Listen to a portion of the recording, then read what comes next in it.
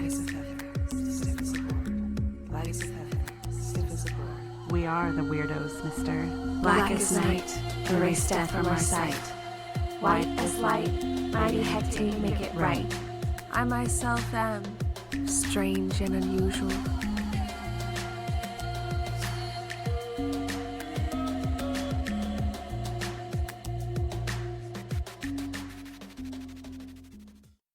Cast a circle, spark some incense, and grab a cup of tea, because it's time for the Cousins Coven podcast. I'm Sharon. And this is Wendy. Welcome back to the Coven, you guys.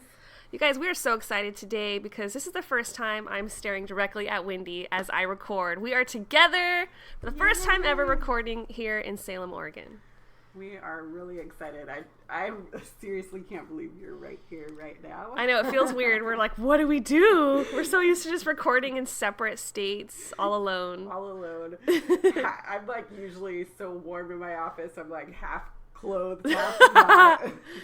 Today we're both in hoodies. Yeah, it's cold. Yes, so this is an exciting time. So I've officially moved back home to Oregon, and so we're going to plan all these adventures. I want to check out all the local haunted stuff, the local witch shops. I have so much to catch up on, so we'll have lots to report back, I think, throughout the rest of the year. Yeah, it'll be pretty amazing. Some good adventures to come our way. Yay!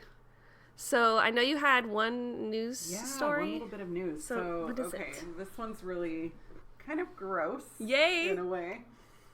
So at the end of August here in Oregon, like in Eastern Oregon, in this tiny little town, there's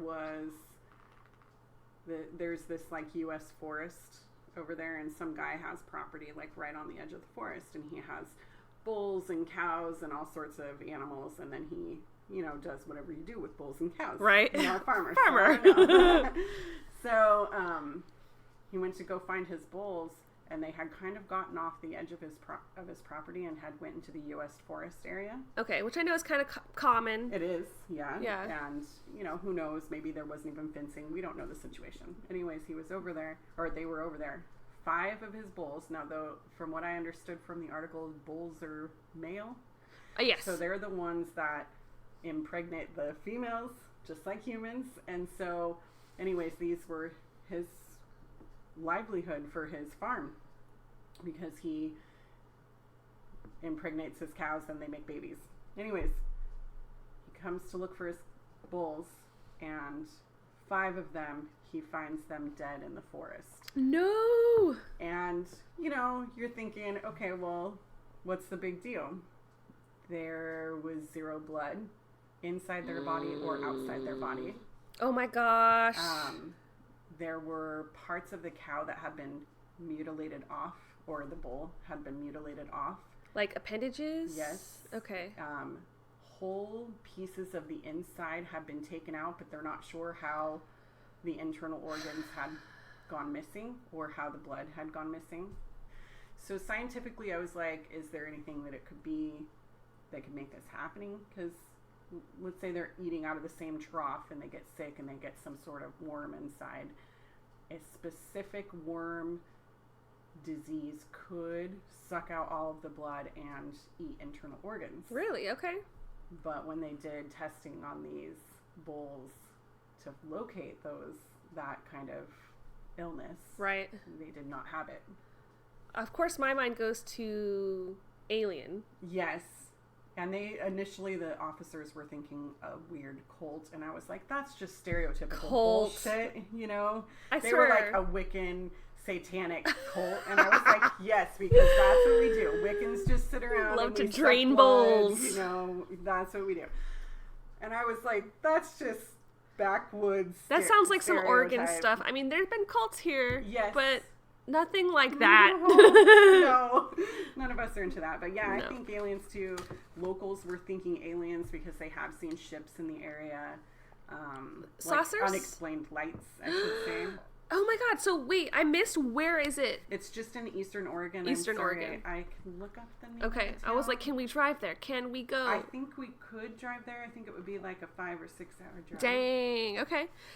That is a crazy. I'm sad for those little cows or cattle or bulls. So, if it is alien, has anyone ever thought of a reason why they're doing the cattle mutilation, because this is a big phenomenon that's happened all over. What if they have cows on their planet and that's their livelihood is to drink the blood? Do you think they're vampire cow suckers? I don't know. Okay. That's a good one, though. So it's at Sylvie's Ranch, which is Sylvie's Ranch. 5.5 hours from us. Interesting. Outside of about 45 minutes outside of Burns, Oregon, which is 2.5 hours away from Bend. Okay. Wow. So Eastern Oregon. Okay. On my drive up through here, I was driving through Bigfoot territory, Yes. UFO territory. I was actually near Bend because I was heading up from like the California region, and I drove past Crater. I drove to Crater Lake. Obviously, you know this, but I was listening to other just like podcasts and radio shows describing how Bigfoot in the Crater Lake, Oregon area, he's known for throwing pine cones at people and being like a little trickster kind of guy and. There's all these legends like connected to Crater Lake, but when I was there, I really didn't feel like a sense of energy or anything. No. I'm sure it's there. Maybe I was just too cold and too tired. Maybe. I think that it's a beautiful area. Outside of that area is Umpqua National Forest, and that's where a lot of our Oregon Bigfoot sightings are. Oh, okay. Is in Umpqua. So that's kind of near Roseburg. Roseburg. Oh my gosh, I feel like I might have driven through there too. You might have. Yeah, Tons from of trees, like huge trees. And I passed someone's fence. Well, this like sounds so lame, but I passed someone's fence and they had like 6 large wood cutouts of Bigfoot doing funny things, and I was like, I think he's a believer. Like I was just so excited, and a part of me wanted to be like, this is what Wendy and I have to do. We have to go knock on these doors and ask them what they've seen. Like, what if he's seen something? Right. We could be totally interviewing people, and there's tons of that here in the Northwest. I feel like probably all over the United States, but now that we're a duo and in person together, it's going to be a lot easier than going by myself to some strange person's house. I know. Can we just bring Jello and let ourselves in? Yeah, exactly. We want to ask you some questions, John Keel style. Exactly. But yes. So should we move on to today's topic? Move on. We've Okay. got some good stuff going on here. So what are we doing? We're doing Creepy Cauldron today.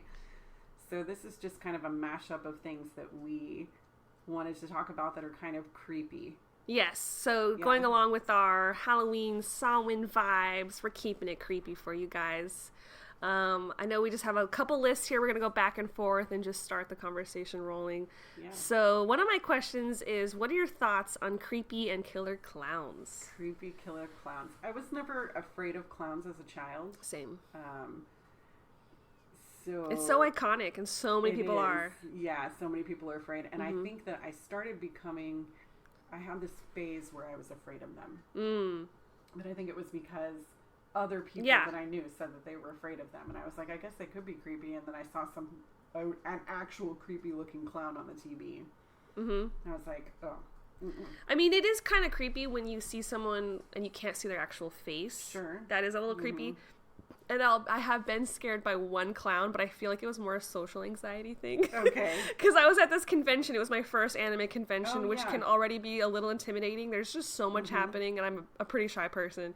And there was this dude walking on stilts in a clown outfit with a very creepy... He might have had a mask, or it was just his face. It's been years now.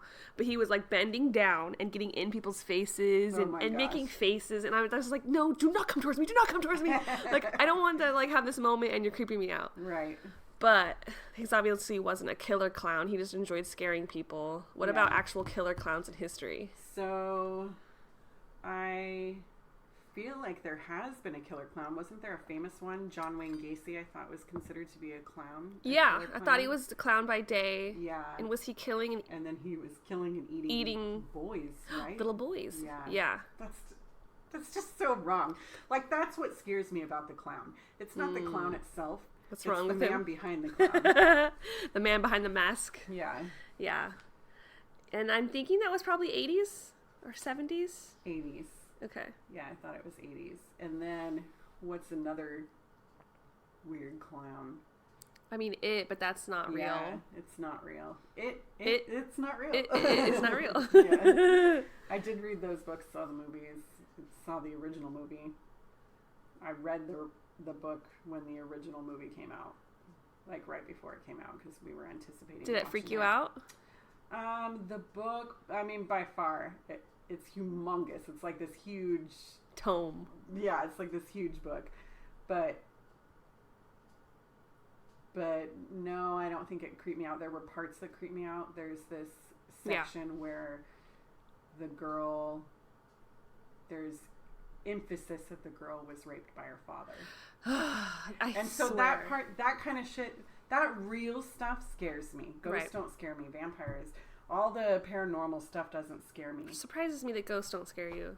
Yeah, because you have so much experience. Yeah, I have been afraid, but now I'm not scared. You're more empowered. Yeah. So I'm like, because I know now that they can't hurt me. Mm-hmm. I've never had an experience where they've actually hurt me. Mm-hmm. So I feel like nothing to fear. Nothing to fear. And that's a powerful place to be. A knife coming at me, or a gun, or Right. Human beings are awful to each other. Mm-hmm. Heck yeah. Yeah. All right. Yeah. So, what about you? What do you think about these creepy killer clowns? What is your ultimate thought about them? Ultimately, I kind of agree. Like, it's just something I grew up, everyone I knew would say they're afraid of clowns, and it didn't really ever affect me. I even hung out in Clown Alley before, the Shriners Circus. Oh, that's where they all get their makeup done and hang out. So I've been around working clowns. I don't find that to be a scary process. It's more just like this vaudevillian, I guess, profession. Yeah. Obviously, John Wayne Gacy's a way different thing. That's horrifying. Right. That is truly horrifying. So maybe he's what started this whole creepy clown thing? I feel like it started earlier than that. Okay. Because there was this clown in the 20s that I think was kind of creepy. Okay. And people started saying that he might have been a murderer. True. There were these clown murders, like, in that time period, I thought. Oh my god. Don't quote me on that. I feel like I need to look that up. And that kind of reminds me, too, like, the Joker has been around.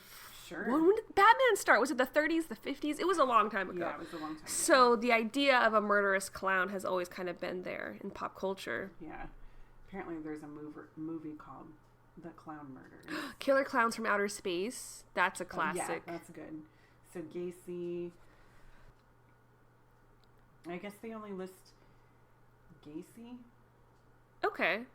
Well, I swear that there was another one. Probably with some digging. I mean, remember a couple of years ago, maybe 2016, there were all these reports of clowns that people would see. And people were freaking out. People were creeped. Like, I felt like as a clown, you were in danger. Mm-hmm. If you were to be out at night trolling people just dressed as a clown, the idea of you getting punched in the face or shot, to me, seemed like a possibility. Or if you were, like, hunkered down and then he just comes running towards you. That's not cool. Yeah. Oh, clowns. Yeah. I'm fine with you. Just don't eat the kids. Yeah, just don't. And stay out of my face. Yeah. Do your weird thing. I'll do my weird thing. Mm-hmm. Absolutely. And, make balloons. Balloon animals. Please do that. I enjoyed that. Balloon art is approved. Yeah. By the Cousins Coven. Okay, so what else do we have? So I was going to talk about Shanghai tunnels.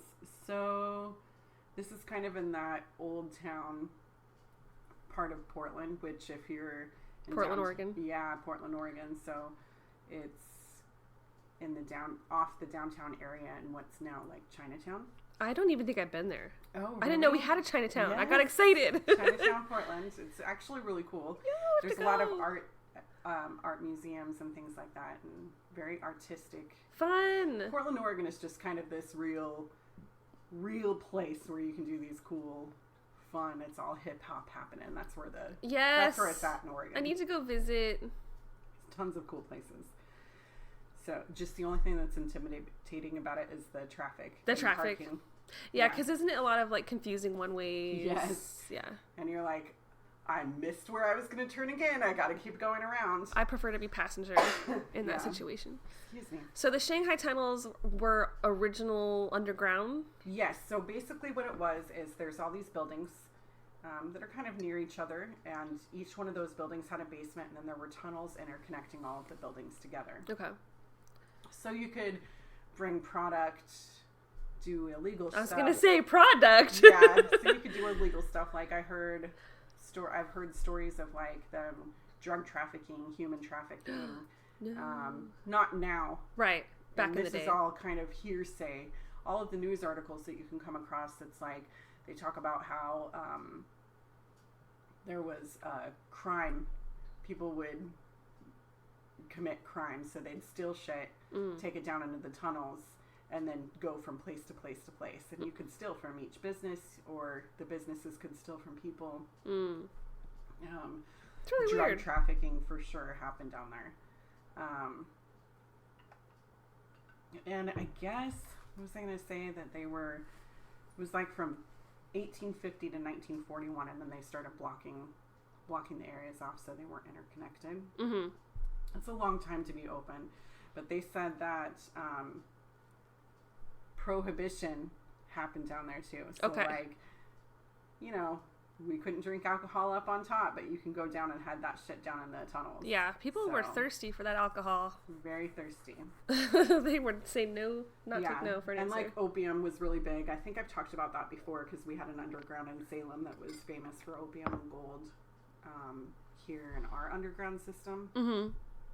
And the same kind of stuff happened up in Portland. So it's kind of this, wherever you go, there's some sort of Asian thing involved with it. I'm not sure why it's always like that. Maybe it's hard to say. Like, we could take the route where people were like, "Oh, I don't want to see you because you're different than me, so you have to go down below." Yeah, should be horrible. Hide your stuff down there. Yeah, hide your life down there. And now they do these tours, kind of doing like history tours, and they do ghost hunting tours. So they give you all this equipment, and you can take pictures and EVPs. And people say that sometimes with the EVPs that they get, it's like. They can actually hear the hustling and bustling of like almost a city down in there, but it's not from up above because you're so far down below in the ground. Okay. So you're not hearing actual sounds of Portland, Oregon. You're hearing something that happened in the 1800s, early 1900s. Which is really interesting. Does that just mean that ghost activity is a weird time loop? I think it's the energy, the residual energy that's left behind. And so it's like a vibration of sound that's still there, and if we're connected onto that vibration of sound, you can hear it. And some people can hear that with their own ears, because they're that sensitive, and some people can only hear it through a recording device. Do they see ghost apparitions? Yes, people have taken pictures, especially there's this woman with her baby that people have taken pictures of. I don't know what the whole story is behind that, but they have seen a woman and a child. They've seen almost like people like in uniforms, but I don't know what type of uniforms. Some sort of worker or military, maybe? Yeah, definitely voices, shadow figures, that kind of stuff. Wow.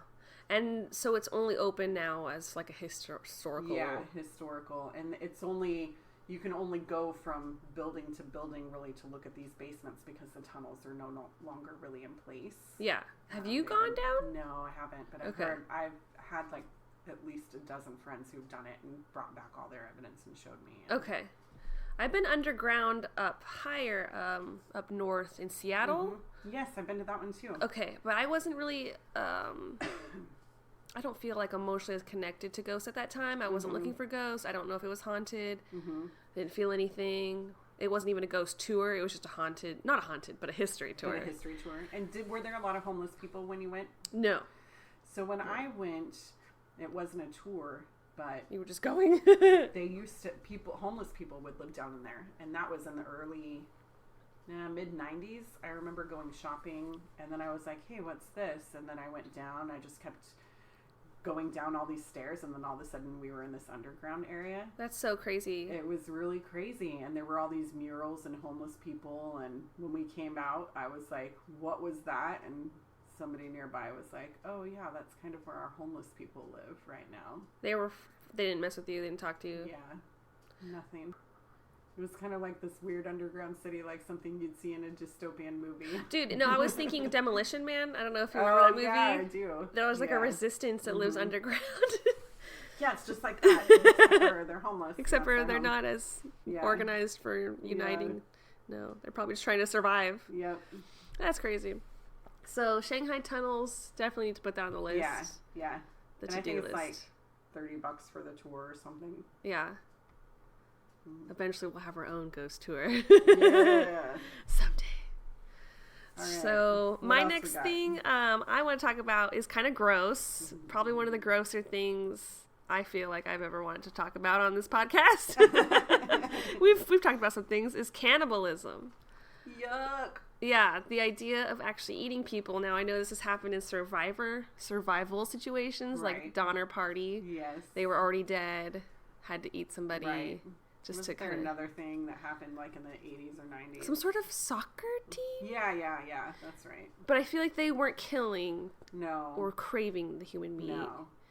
And there's like these old legends that if you eat a man, you get their powers. Right. So it's a really creepy concept. Yeah. In Googling cannibalism, I did find something awful. Oh no. I found out that in Germany, I think it was like 2001 or 2003, early 2000s, this dude, Armin Muse, he puts an ad on this like cannibalism forum, an active cannibalism fetish community. What the heck? I don't really know what it means to have cannibalism fetish. Maybe you pretend to chop things off. Or you watch.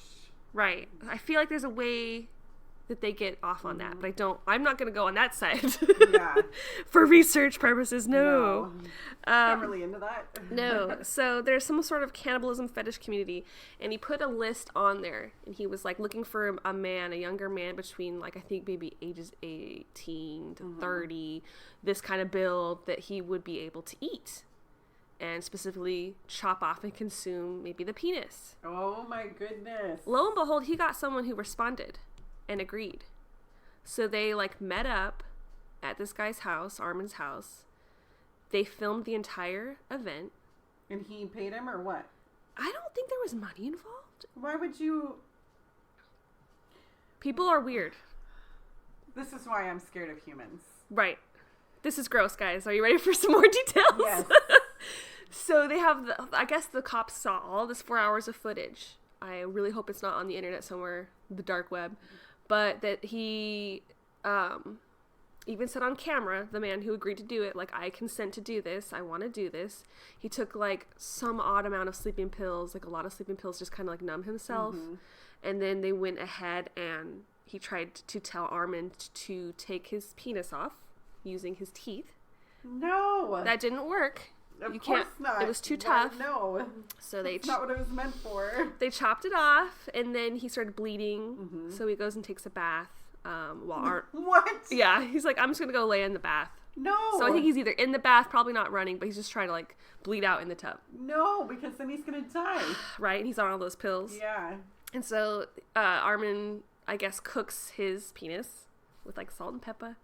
He's cooking it. God. And then the guy, I think he's not doing so well. Uh-huh. And so Armin is seen in the footage like praying and asking what to do. He ends up just stabbing him in the throat, putting him on a meat hook, and he proceeds to Consume his body. to consume his body. I think it was, well, he chopped him up, put him in the fridge, hiding under pizza boxes. I don't know why that's a detail they decided to put in the papers. And over the course of how many months, he ended up eating like 44 pounds in total before it was discovered. Oh my gosh. I feel like there was a movie with Ryan Reynolds that he did that. He murdered women that he dated and then he'd eat them. That's gross. I don't want to see Ryan like that. I know, right? I watched it and I was Ew. like, I can't get this out of my mind. I need to go watch something That's with him with his shirt so off or gross. something. Yeah. Deadpool, just friends. Go lighter. There was a couple movies and documentaries based off of this event. One was with Kerry Russell, even. Okay. So maybe someone's out there has seen these films. I have never heard of them. I don't think I want to watch them. No. This story was enough for me. Yeah. I was shocked that someone would like reply and be like, "Yeah, I'm down for that." I can't believe that. And there was no money. Like, I could see someone being like, I'm really down on my luck. So if he's going to pay me $100,000 to chop off my penis, I'll do it. And what was their plan? They didn't have a plan to keep him alive. Maybe he just wanted to die. That's be the what I other was thing. thinking. He Yeah, was depressed. He was ready to die. Yeah, and this was something He that didn't he have wanted to to commit do. suicide. Somebody could murder him. And Another weird thing is that at this time, I don't know if it's changed, that in Germany, cannibalism wasn't against the law / isn't against the law. And so they had to figure out how else they could put him in prison. It was weird. So they had to... I'm like floored right now. I'm like, no, why? Exactly. And they were like, well, I guess it's murder. We have to relook at the footage. Technically, it is murder, even though he's asking for it. Like, they were only going to give him 4 years originally. Oh my god. I really hope he's still in jail. And They could get him for murder for just stabbing him. Right? But not eating him. That's what I was thinking. I'm like, I think I need something stronger than this Tino. I know, my stomach feels weird. I don't like the idea of consuming another human. No. Mm-mm. I don't even... If we were in the forest and we did not have food, I know enough that we could eat bark and leaves and berries and survive off of that shit. I would not eat you. If I die, you can have some of my thighs. No, God. Start with the thighs. That's where there's extra meat. That's disgusting. That's funny. So yeah, cannibalism really freaks me out. If you want a fun movie about it, go watch Ravenous. That's all I have to say. Oh, gosh, not cannibalism. I feel like the only cannibalism that I've ever seen on TV was that movie Alive, which was based on I haven't seen it. the team that went hiking, or they were up in the mountains and they couldn't get down and they ate each other.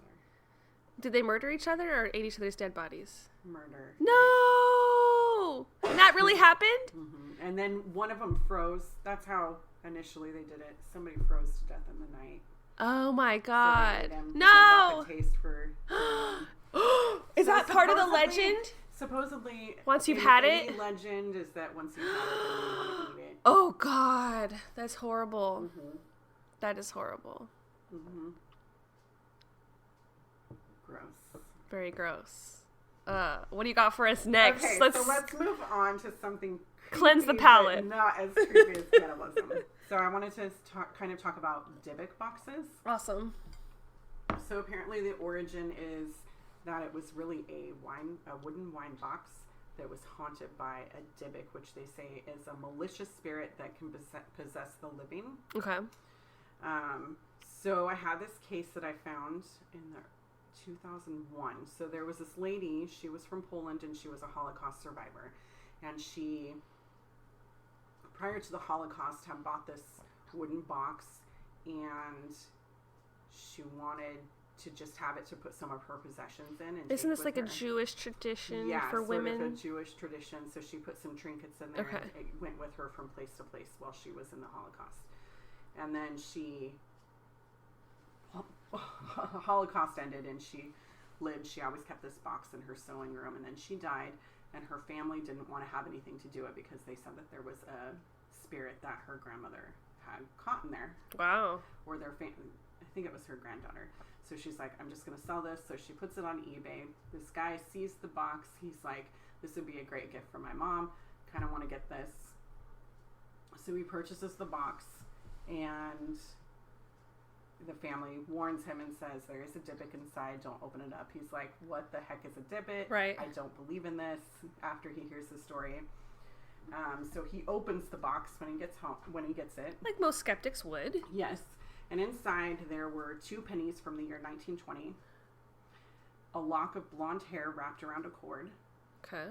a small statue that had some Jewish symbolism on there, a gold wine goblet, a dried rosebud, and a candle holder.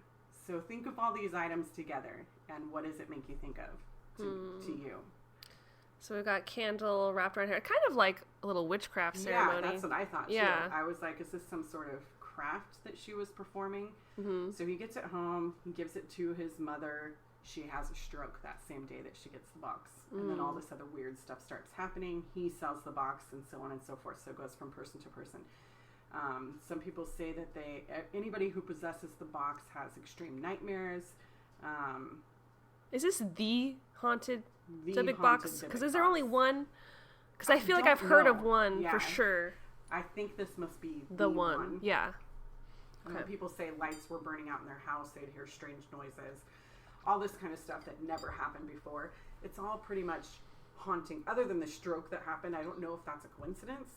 Mm-hmm. You know, we don't know the state of the woman. Mm-hmm. We don't know how old she was. I don't know any of that information. But all of the other stuff just sounded like haunting. So what if she was doing witchcraft to attach someone to that box that had died? She was in the Holocaust. What if she took someone's hair that she loved very much and kept that hair in the box with all of those other items? Mm-hmm. Like a cord kind of sounds like a binding, you know? So maybe she bound them to her or bound them to the box. And there might, I mean, who knows what you went through going through a Holocaust? Right. What energy, what sadness, what tragedy. I don't know any of the stories of what happened to her specifically. Right. Or anyone in her party. She was Jewish, so... Yeah. Yeah. I wonder whose hair that was. We don't know. Just blonde hair. Blonde hair. What if it was, I don't know, maybe somebody... Some Nazi hair. Yeah. Who knows? Yeah. So what is your take on the Dybbuk box? Do you think it's really a malicious spirit, or do you think that it could be something else? I don't know. What if it is just all hearsay? Sometimes with haunted objects, I get a little skeptical, but I wouldn't want to test it for myself and then be screwed, you know? Right. And then in anyone's life, bad stuff's going to happen. So is it just that bad stuff is happening and I'm going to equate it to the box? Right. Or is it really the box? That's kind of how I feel. Yeah. I don't have experience with haunted objects myself.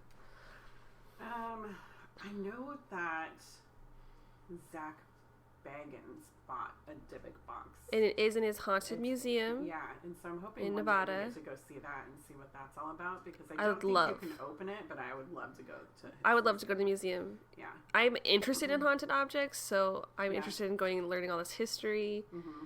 I don't know if I should fear them. It's kind of like the Ed and Lorraine Warren Museum. Do I Right. believe in anything that they Right. have, or was that just fun? Because they're getting money for me to go look at their stuff. Right. I don't know. I do believe in haunted objects. I don't know that I believe that there is a demon or a spirit inside of the box. Okay.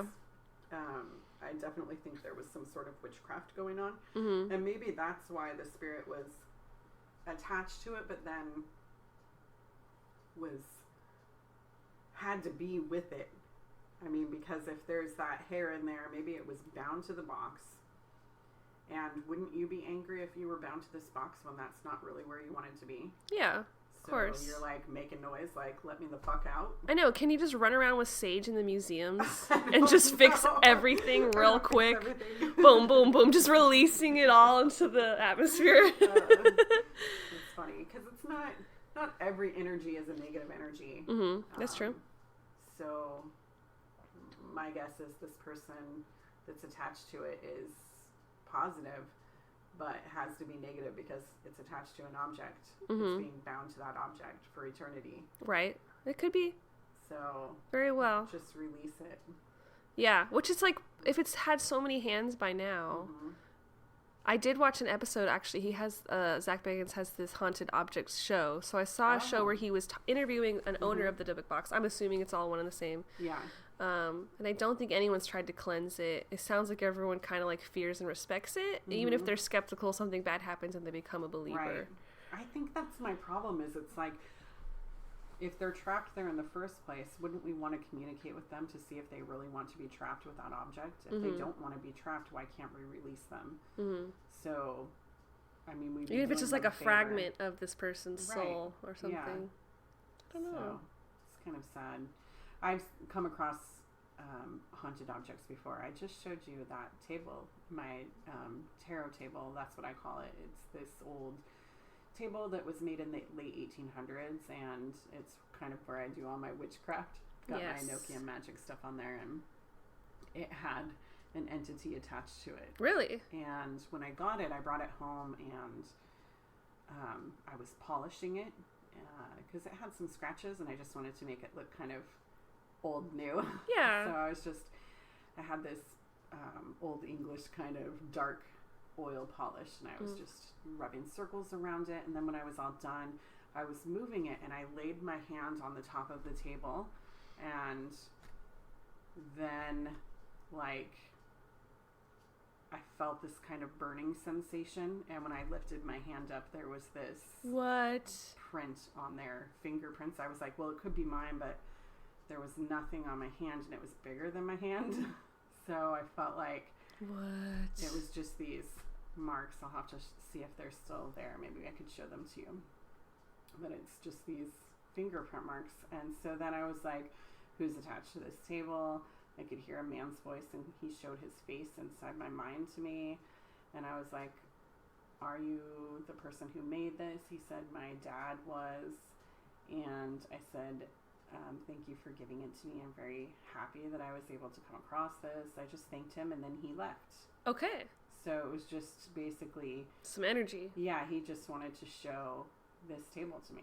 Oh, wow. Mm-hmm. Immediately when I'm thinking of heat on your hand and a little handprint, I'm thinking evil, Fire. Yeah. demons of blow. But No. that's really cool that you're able just to be like, not only do you not fear questioning it, you have this trust and this intuition. So many people can't get past stage 1 Right. of an unknown thing, Right. and it must be evil. Yeah.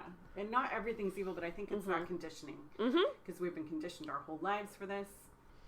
We've been taught at a young age, like, oh, if you see this, it's evil. If you see that, you're evil. Or, Right. you know, you shouldn't be seeing that. Or we have no control over anything, Right. no matter what it is. Right. You don't know if it's evil or not. Even from the movies. Because if you think about it, it's like, oh, here's an evil entity. It's going to possess you. Now we need to exorcise it. It's a demon. Couldn't it just be my grandma? Right. You know? Exactly. That's Trying the to get a hold most of me, you know? likely the case. Yeah. Yeah. Isn't it just one of my family members who's just, you know, popping in to say hi? Mm-hmm. Is it a stranger? I know in my situation I do meet a lot of stranger spirits, but I think it's just because I feel like you have that light. Yeah, I'm Yeah. open to it. There's probably a little light over my head that's like bing, bing, bing, bing, bing. Right. Bing. I think so. Yeah. I think so. So, all right, let's go to the next one. What do you have? Okay, so now that I'm back here in Oregon, I want to talk about one of my favorite kitschy little places ever. It's Enchanted Forest, which is this cute little theme park we have that was probably built in the 60s or the 70s, I'm thinking. Yeah, I thought it was 70s? early 70s, mid 70s. Right? Yeah. This is just off the top of our heads. And anyway, this place is supposed to be haunted, supposedly. And just to paint a quick picture, it's got like little creepy kind of gingerbread houses or candy houses, a big witch head that you can crawl into her mouth, and there's an evil witch like stirring a cauldron that's like animatronic. So it's this really cool old school style of technology and creepy animatronics. And there's a Hansel and Gretel house where there's this witch or lady trying to get the kids Wait, in the did you say oven. the name of it? Enchanted Forest? Did we say? Yeah. Oh, okay. So Enchanted Forest. I'm sorry. So like, yeah, there's a Hansel and Gretel house, and the witch is trying to like eat them, and there's just all these kind of creepy, morbid, you know, fairy tale things. Yes. And it's super cute and fun, and I love going there. And so when I found out that it's supposedly haunted, I got super stoked, and I started messaging Wendy right away. And I know you said, oh, I kind of have been there, and I have things to tell you, but I won't tell you. Yeah. It's a podcast. So, yeah, so we both watched it. It was, what show was it Ghost on? Adventures? Ghost Adventures. Oh, yeah, Ghost Adventures. They went there. Mm-hmm. So, what's your favorite part of Enchanted Forest? Let's talk about that. That's so hard. I think I like the fairy tale stuff. Like, you get to walk through and look at all these little fairy tale settings. But then I also love the rides. Oh, yeah, the rides. Yeah. I think I like Old West Town, and Okay. obviously the haunted house. The haunted house is I really was cool. just there in July, and I didn't even get to go to the haunted house because I was with little children. Right. And it's scary. It is, yeah. It's kind of this walkthrough. And you're like, as soon as you go into this haunted house, I just have to say, you see this demon chick. She's really kind of hot and creepy, and she's got like all these burning candle LED lights. And like, I remember the first time my sister walked into there, she just burst into tears.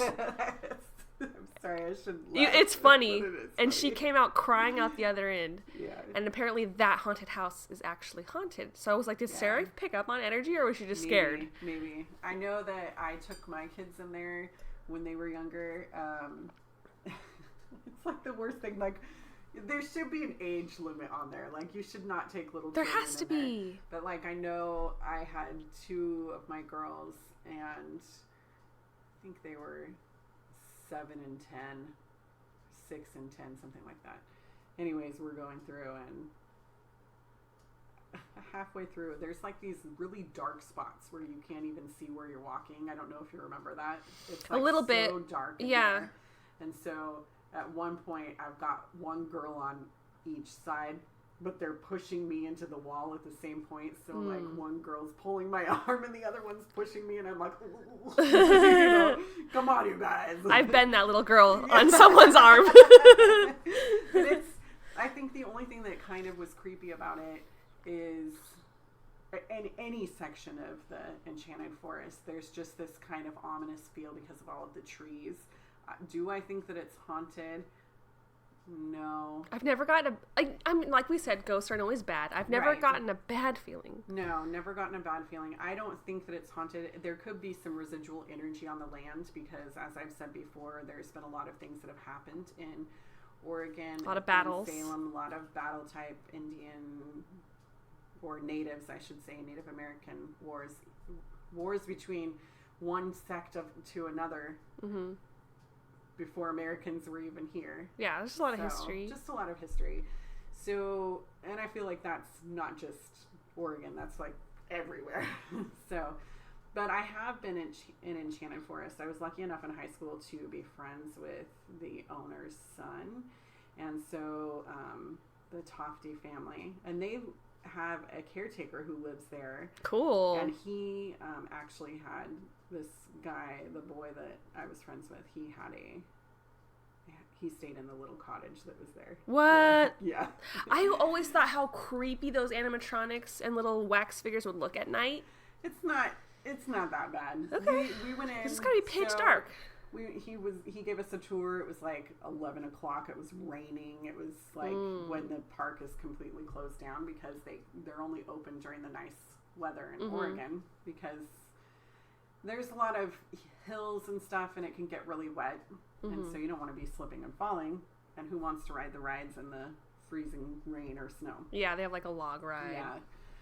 So we went and we played some of the games because they do have like those theme park type games, like the one with the gun where you shoot. And, that kind of stuff. So we walked around. I don't think that it was haunted. I did hear noises, but I think that it was because we were outside. Okay, and there's tons of critters. Yeah, so much wildlife out there. I didn't get any feelings of entities. I would say that so many people have come to this amusement park that what if all of their happy energy is left behind? Right. You know, from everything that they saw. Maybe even some of that cranky energy after they are tired. They've been walking around all day and they're like, I want to go home. You know? Imagine Disneyland. Yeah. So it's got to be worse. So. Yeah.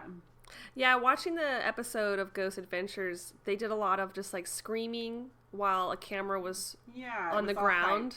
Right. And a lot of just screaming. And so I was kind of like, did they just want an excuse to come check out Enchanted Forest and film? I don't blame you. Yeah. Because Oregon is beautiful. They could have seen a ton of places while they were here. One of the dudes was like, I'm from here. It's a childhood place. So he loved it. And yeah, I was like, wait, do I know this guy? Because... Right? Did you go to high school with him? No. It's like, wait. Yeah. I should know these people. Yeah. So you're going to say not haunted. I'm going to say not haunted. All right. I'm going to say just some sort of, if there is anything there, I'm going to say it's energy from just people being there. Yeah, and feeling a cold spot in Oregon, I don't know, man. It's cold outside, everywhere. Yeah, in the outside. And it's cold everywhere. Some of these, like the haunted house or in some of the other places, they have this just a giant witch mouth that you can go in and there's a maze of stuff and it's all in this hard bedrock. It's a cave. Right. Basically, they're caves and they were caves before he even dug into them. That's so cool. He's made these caves into some amusement fun. And in a cave, you get cold spots. It's not haunted. That's just how it is. Okay. That's not haunted stamp. Yeah. Sorry, Enchanted Forest. Sorry. We'll be there in March. Yeah, I'm still gonna go. We're going. I still love you. Cannot wait till you open. Okay, what do you got next? Okay, so I have the Timothy O'Brien case. So this one's very creepy, and it started a ton of myths throughout Halloween culture after this happened. I've never heard of this. This is awesome. In 1974, little boy went trick-or-treating. His name was Timothy O'Brien. And he came home, spread out his candy, and just started mowing on it. One of the things that he had was a pixie stick. It caused him to foam at the mouth, and he died. Oh, what? Oh, no. Turned out it was his father, Ronald Clark O'Brien, who gave him this pixie stick filled with potassium cyanide, and he killed his own son. Oh. At the age of 8 years old. That's so sad. They dubbed him the Candyman, and this is what the Candyman was based on. What? Mm-hmm. I thought the Candyman was like a pimp. I thought so too. So all that name or whatever is From this. That's horrible. Yeah. And so then after that, all of these myths started. People were like, oh, be careful of candy. Yes. You've got to check your candy. There's going to be acid in there. There could be poison in there. There Remember could be that. razor blades. And then it was one fear-based thing after another that the media spread. Mm-hmm. When in reality, there's only been one death from Halloween candy. I always thought as a kid, who's going to take the time to inject my Reese's? But my parents would literally scan every package, which I appreciate, Yes. to look for openings, needle Right. holes, Mhm. razors. Right.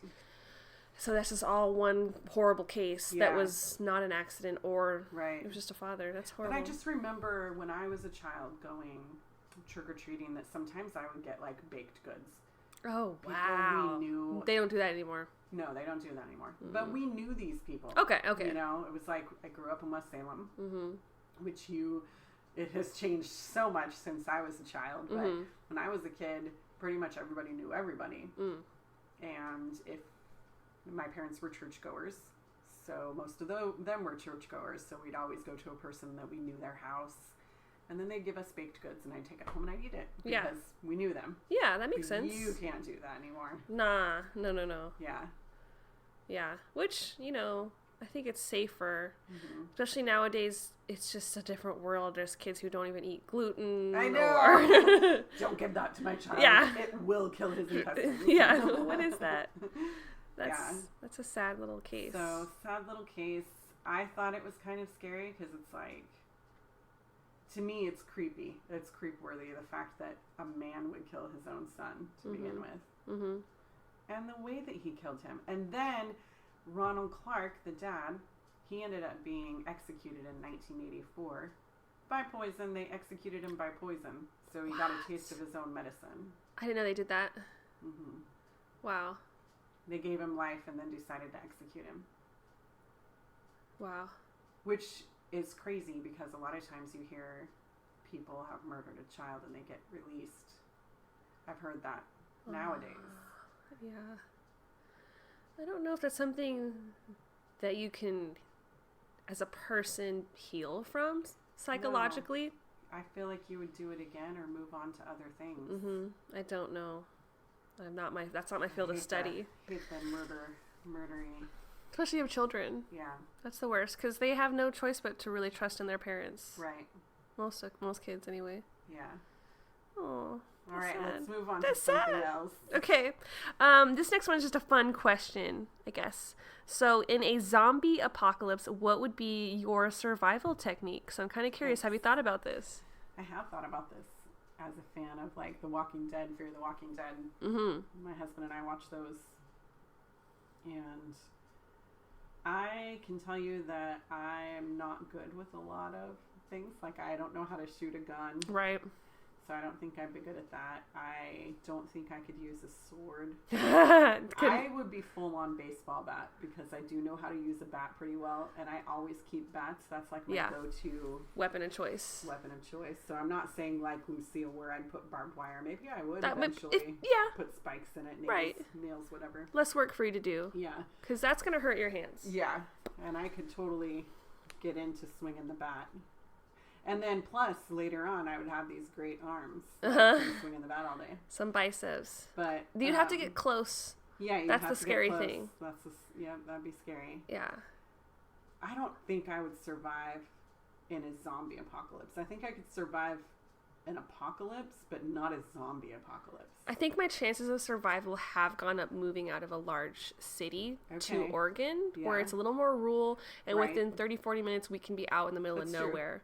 That's true. I think my strategy would be to grab who I could, what I could supply-wise, and just go to a remote location. Yeah. I don't have a bunker. I don't have any of that. We should buy one now. Right, let's just start preparing. I have all the stuff to put in it. So. Yeah, gas mask, all that. You can see it in you guys. We have this hand crank radio. Oh, perfect, It's perfect. right over there. Like I have Old this school, yes. hand crank radio. It's clear. So we'll have the entertainment. Yeah, got like Put all the records down there. Totally. I just feel like I wouldn't survive either because I scream. I get yeah. even if I know it's my friend and they've scared me, I'll continue screaming. Like I just get so to that point where I'm freaked out. Gotcha. I think I would be bad at hurting a zombie or a human being. Like I've never had to really deal with violence, but I'm sure that kicks in I think in a the survival adrenaline, mode. Yeah. Like if it's you or me, I'm probably gonna kill you. What really bothers me is that a lot of the times on zombie movies and Walking Dead is there's like a scene or two where people wear armor, but then they're done. I know. I would never take off armor. Yeah. If all it was a bite, Yeah. you know, I'm not going to I risk would that. always have something. Especially too. going out. Mhm. Especially going out. So some sort of padding, a Like helmet. those full-on things for the dogs that they train dogs on. You're And like, then you're "Ah!" super slow, but they Yeah. can't fuck with you. Oh, sorry. The dog didn't appreciate that. So yeah, zombie apocalypse. I just think I would need to get low, get out of town, Yeah. hide.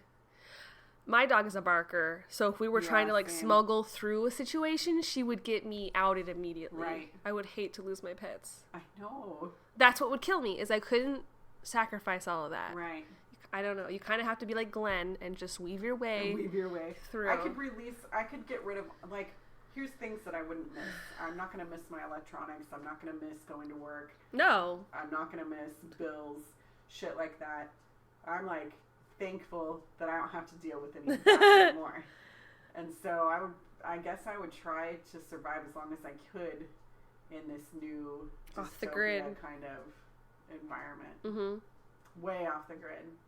Well, and if anything, we could always go to our grandparents' house. Mm-hmm. That was kind of always my thought. That's where I would go. Right. I'd grab everything that I could in my vehicle. We'd have to really reinforce everything. I think we could. There's a lot out there. Mm-hmm. Like, I think if you have strength in numbers. Yeah.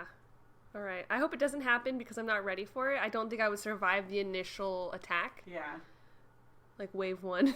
Would you, so I had this thought, I was like, if we were in an area, would we dig a moat all the way around us? With punji sticks? Yeah. It depends on what kind of zombies we're dealing with. Are they slow? Are they fast? Mm-hmm. I don't want the fast ones. No. I prefer the Walking I'd be Dead kind. super screwed. What movie were they fast? It was The Dawn of the one with Den Will... remake for sure. Oh, okay. I think they were fast. Was there the one with Will Smith where they were those zombie ones? That was a good movie. I Am Yeah. Legend. Yeah, And I Am Legend. they kind of just had a disease, and I think eventually he got a cure, Yeah. which was awesome. He did. But they were zombies in a way. Yeah. They were. Yeah. But were they eating each other? I don't remember how you turned. Was it a bite? I don't know. I don't know. But yeah, there's a different variation of a zombie apocalypse. Would it be a government thing they released to get rid of us? Probably. You know? Yeah, they're just all in their underground caves that they've built all over the world. They're in their Shanghai tunnels. Yeah, or they left the planet. So they're waiting for those shuttles. Yeah. Are the shuttles going to the moon right now? Soon, yeah. Soon. Yeah. Isn't that crazy? Did we ever think in our lifetime there'd be shuttles to the moon? They're talking about doing an elevator to the moon. Is what I That was sounds reading. And I super was like, silly. That doesn't sound oh, I thought- possible. I was like, That doesn't sound real. I was like, Charlie and the Chocolate Factory Right? elevator? This could go in any direction. It's so weird. I don't know about that, if I believe that. Yeah. Okay, so let's go to our next one. Yes. What horror movie messed with you the most? I feel like as kids maybe, or in general? Both. In general. Because, okay, Yeah. as kid, I was not exposed to the horror. Oh, okay. It was only what I could find on TV. And it would always be a brief moment that would freak me out. Or even a trailer of, like, The Exorcist would freak me out because they're Okay. showing all those crazy highlights. Yeah. And I remember that trailer would come on a TNT, like, Okay. the uncut version. And she would, like, crawl down the stairs because that was an uncut scene. They would show her vomiting really quick. Yes. And I would have to mute my TV and just, like, not look at it because I'd be so scared. Or like, I would have to just watch what was on cable. So we watched like Pet Sematary, and that movie isn't scary. The idea of things coming back to life didn't freak me out. But what freaked me out was like the body horror of the scene with her sister. There's this scene where she has a sick sister, and she's just sick. But they did her so creepy, where I think she was like really skinny, maybe had yellow skin and weird bones, and she was just moaning and groaning in the bed. And like 2 seconds of something that looked creepy as a kid would follow me for like years. Years. Yeah, I get so the more I can, if I watch a whole movie, then you have a whole story, you have a whole solution, you have answers, so it's never as scary. Those brief moments is what mess with me the most. Sure. As a kid. And so what is bad as an adult? An adult, I don't like to watch things that are like true crime. Sure. So maybe that's honestly one of them. I get that, because like my least favorite type of movie is like, I think I'm gonna watch this ghost movie and then it's somebody living in the fucking walls. Oh, that's God. the stuff that scares me. I'm like, ghosts all day long. People in the walls? No. No, no, no, no, no, no, no. And as a kid, I guess it was, I actually had seen someone die when I was a child. Wow. So that didn't scare me. The Exorcist did scare me. So I feel like that. And there was this stupid movie. I do not know why my parents took me to it. I think I was a child. They thought that I would never remember. And it's a horrible strategy. They went to like a we don't have them anymore. Drive-in? Yes, a drive-in. I was like, we don't have those anymore. What is it? I love that. So That's a bad place for scary movies. Yes, so we went to the drive-in. I think I must have been 2 or 3, and I still am haunted to this day by it. But it was this movie called Motel Hell, where people would go to this motel, and then they would stay there, and the owners of the hotel would take them, knock them out, kind of bury their bodies in the ground and feed them to fatten them up, and then turn them into sausage meat and sell the meat at the restaurant that they own. Gross. Attached to the hotel. That is what scares me. People are any horrifying. Movie that has people killing people. Right? We need to learn some self-defense. Yes. Just to prepare. I do know how to. I have taken karate type self-defense classes, so I do know how to get out of that situation. That's good. But yeah, don't go to Hotel Hell. People, don't go to Motel Hell. I do remember now going to a drive-in and seeing The Sixth Sense in theaters, and I was young enough to be sitting on my mom's lap. Okay. And that was scary. Just the idea, because it's so dark at these drive-ins, and when you have to go to the restroom, it's super terrifying. Yeah. And I've had dreams. I think I've had 2 dreams this year about The Nun, which makes no sense. I'm not afraid of the Nun movie. I didn't even like the Nun movie, but again, it's that weird body thing when I like really good makeup effects just stick with me. Gotcha. And so I just see her white freaking weird face in my dreams, and she's always like, and I'm like, get away from me, Nun! And I'll just wake up and be like, the fucking Nun! Subconsciously, I feel like there's something there. Some religious lady coming after me. That's what it was. You're like, stop putting your religion down my throat. I don't know. She bothers me. So that's pretty much it. Yeah. I would say. I had one more question on my list. Okay. And I want to know, do you believe in haunted dolls? We did talk about objects, but what about dolls? Yeah, I think it goes on the same line of objects, so I feel like there could be energy attached to it. Yeah. And maybe even, wasn't there that doll, Robert? Yes. That he lived in Key West. The doll? Yeah. And so even the real Annabelle, you look at the Annabelle doll and you're like, that's just Raggedy Ann. I know, I was so disappointed. Yeah. She's not even scary looking. Yeah. I watched the movie? No. Well, I have seen the movie, but I wonder if it's anything based. I feel like there were these ghost hunts like that people have done. And I thought Annabelle is in a museum now too. Well, she's also in the Warrens Museum, unless someone else bought her, and maybe I felt like somebody just bought the Warren Museum. All of it? All of it, because I don't think the family wanted it. I thought one of the sons had it. Maybe, but I think one of the sons might have it. Yeah, you check that out. What I think I heard recently-ish, looking into Annabelle, was that someone in the family owns it, like a son or something. Okay. But it's an odd thing because with Annabelle, I guess she was gifted to like a nurse who was like 28 years old, and they would say that the doll would be in like moving itself, that she would be placed in places they didn't place her. And people had dreams about her like choking them in the night, and she would have blood on her body. And then I think they invited someone to come do like an investigation and talk to maybe a Ouija board or just talk to a ghost, and that they found out some little girl, a spirit was attached to it, and that the owner of the doll was like, that's fine if you like this doll, you can be in here. And so if it's really just like, oh, it's a sweet little girl, why are we making it this big deal? Right. Why is it one of the most haunted items? Yeah. That's interesting. Yeah, so it seems like with a lot of the Warren stuff, once they get involved, they just put a whole new level of like, oh, it's evil. Instead of releasing them. Yeah, it's that Christian ghost hunting mentality. I guess that makes sense with who they were as people. What their outlooks were. So online on their website for the Warrens Occult Museum, it just says it's closed due to zoning regulations, and they're seeking a new location for the museum. Interesting. I thought for some reason that Zach Baggins was trying to buy some of their... He bought some of the stuff for sure. Yeah. I saw on the Haunted Object show, but I don't know everything that he has acquired. Interesting. That is kind of fun. Yeah. The history attached to all that and the legends. Yeah. And then it'd be fun just to see everything in person and see if you get a vibe off of it. Right. Yeah. But haunted dolls in general, I have had 2 experiences. Yay! So one of them, and think about it what you will, but we lived in this old house that was built in 1910, and we had renovated the garage into like another room, and I was kind of sharing this house with a cousin of mine. Oh, okay. And sorry, not our side of the family.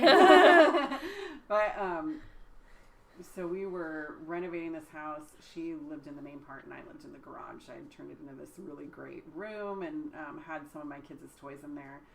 I have this really old toy box that was my dad's when he was younger that our great-grandfather had made. And so I had also, my kids had used it, and so we had it stuffed with toys.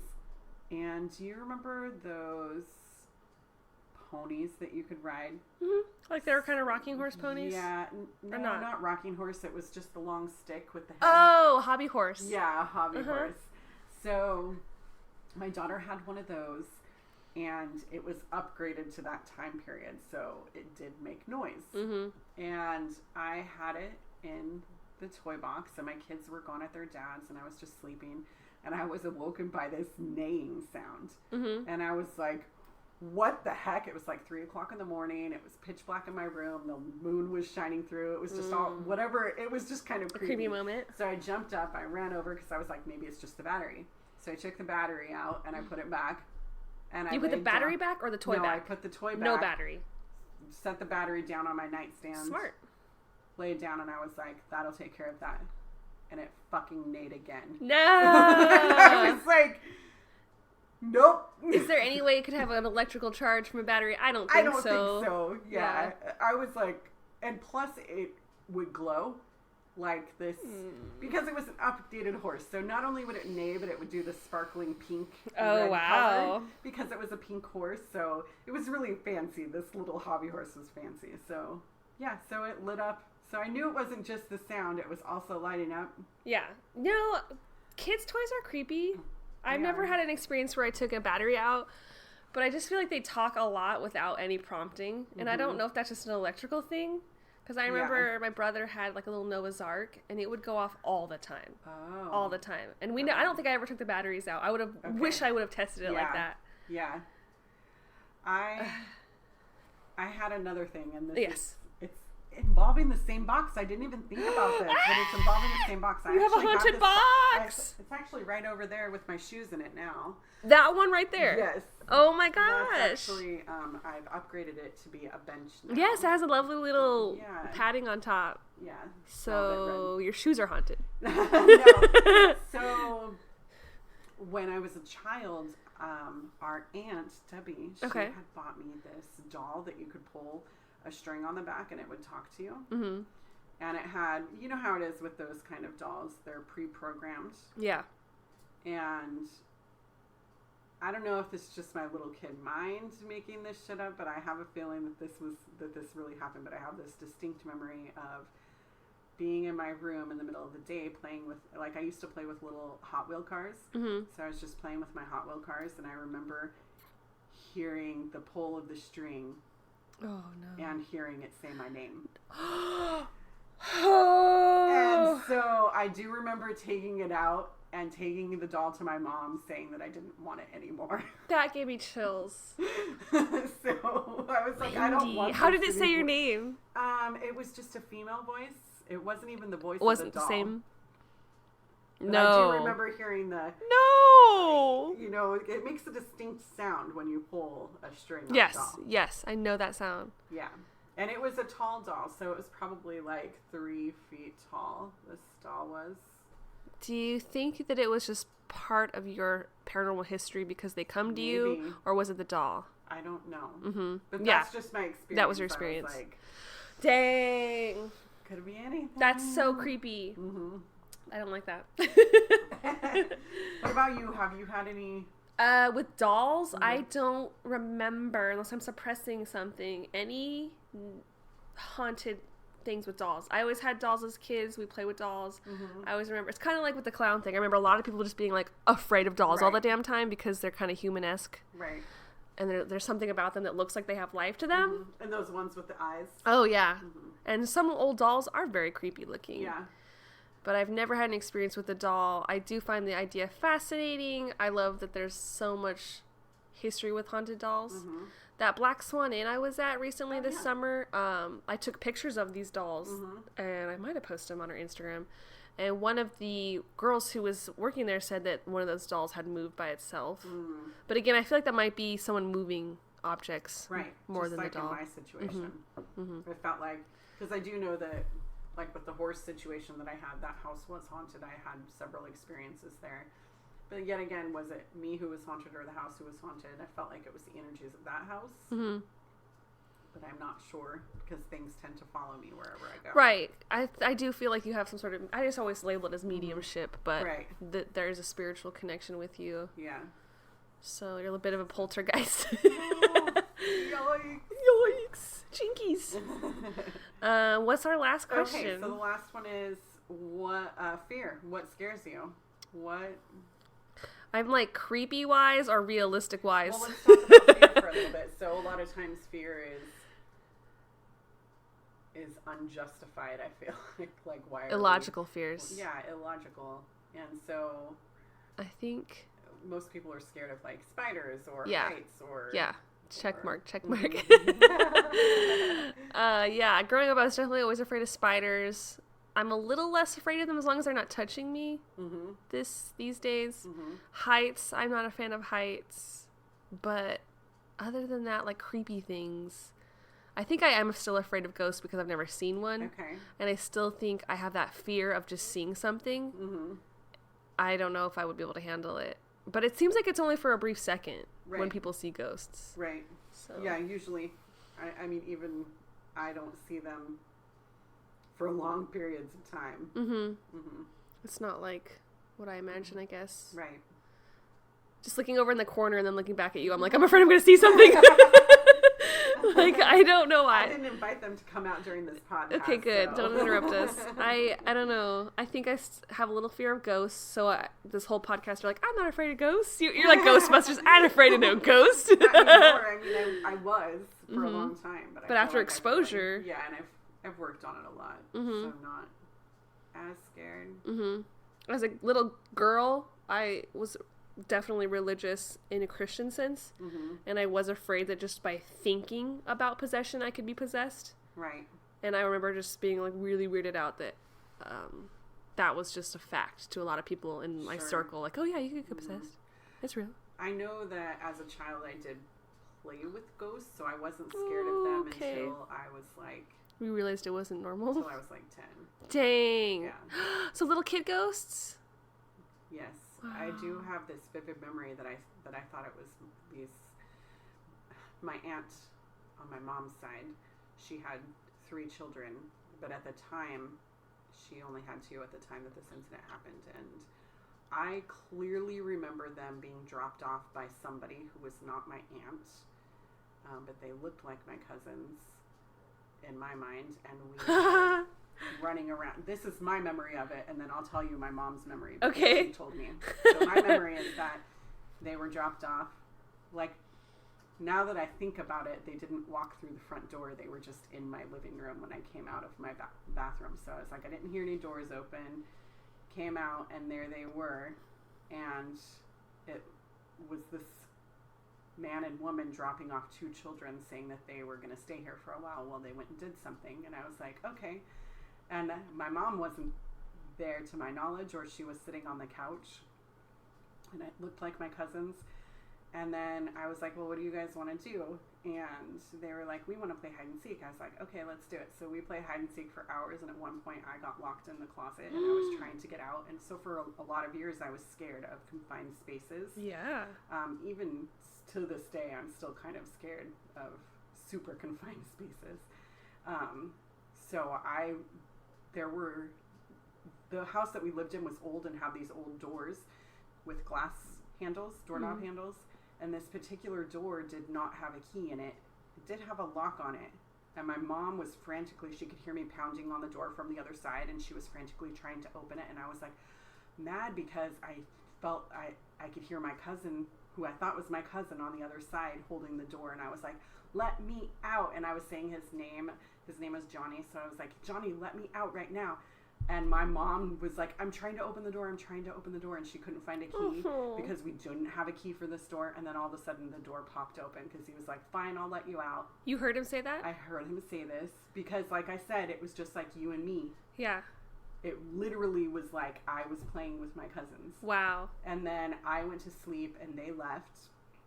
Their parents came to pick them up. And when I woke up, they were gone the next morning. Well, as an adult, my cousin, Margie, who was the little girl that I thought that I was playing with, I was like, do you remember that time that Johnny locked me in the closet and she didn't know what I was talking about? And my mom was there and she was like, oh, I do remember this incident that you got locked in the closet. She was like, you kept saying that your cousins were there. Nobody was there in the house. It was you playing hide and seek by yourself. Wow. And I was like, no, there were other people there. Wow. That's So. Crazy. So I was like, was I What a crazy? jerk. Or did that happen? I mean, I would say no because you had someone else to corroborate your story. Your mom couldn't even Right. open the door. Yeah, she couldn't open the door. She was like, you got locked in the closet somehow. You had been running around the house playing hide and seek, she said, and then bam, you were in the closet hiding. Okay. Imaginary friends. Gotta be wary, parents. Yes. So it was not an imaginary friend. So that was my fear, was that I was scared of spiders for a while until I started talking to them, and I'm not afraid of them anymore. Right. Just treat them with some respect. They're just kind of creepy the way they move. I And get they're that. a little fast. They do look animatronic with their legs sometimes. And they skitter about. You don't know what direction they're going to go in. Ugh. Yeah, and heights. I've been afraid of heights for a long time. And water. Oh, yeah. I've definitely had a lot of fears about being... Drowning. Not even drowning. I'm always afraid that I'll be in a body of water and there's so much above, around, at all directions that can come kill me, basically. Gotcha. So I've had reoccurring nightmares about being trapped in a pool with a giant whale who wants to eat me. Oh my gosh. Alligator, a polar bear, a shark. Like, there's always this control factor. You're kind of in their territory. They move quicker. They're the Right. predator. Yeah, You're the yeah. victim. It's just like, that kind of freaks me out. But I like the idea of like being scuba diving. Certified. I'd love to be certified. I don't know if I could go scuba diving. I used to think that I could, but I don't think that I could now because I'd be afraid. It's like 2 of my fears would be like drowning and suffocating. So I would be like, well, you have the oxygen. That's true. I've done snuba, which is like you don't have to be certified. You're just like 2 people can be attached to an oxygen tank and you can only go so far. Oh, gotcha. The weirdest thing was, though, is like they had to put all these weights on me. I think I was too buoyant with my breasts. And then I finally started sinking down and my ear wasn't popping. It was the most painful thing. Like the whole time I was like, my eardrum's going to totally rupture. But I was enjoying all the fish. This was like in the Yeah. Bahamas. You're like, oh well. Yeah, I was just like, keep going. But luckily I was so immersed and I felt so safe as a tourist because we had these guides that I didn't even think about the fear. Gotcha. That's more of a nightmare zone where you're Right. you can't control anything around because you haven't experienced it too. A lot of times you think something's scary, and then when it happens, you're like, "What was I afraid of?" Yeah. Like when I'm calling the doctor's office. Totally. Just like everyday things like I gotta make this phone call. I really don't know. Oh my god, what's gonna happen on this phone call? And then you do it and it's like over in a second. Oh yeah. I put this off on my last thing to do today. Totally. Adulting is scary. Freaking paying bills every month. Yeah. Scary. That's very scary. Yeah. How am I gonna pay for this? Seriously. Those are our fears. Or money. Yeah, money. Yeah. I feel like that's a legitimate fear. Like I'm afraid of becoming homeless. Like that's a legitimate fear. Right. How am I gonna make rent? What am I gonna do? Yeah. Reality. Yeah. Well, should we wrap it up? I feel like this was a long, good episode. Yes, we gotta cover. Super excited together. I know, we did it together. So that was fun. I hope you guys enjoyed this episode. Well, thank you guys for listening. Make sure to join us next Wednesday. We're going to be discussing some Samhain action. And in the meantime, find us on Twitter, Facebook, and Instagram at Cousins Coven, and check out our blog at cousinscoven.home.blog, where you can find witchy words of wisdom, spells, and all of our archive podcast episodes from season 1.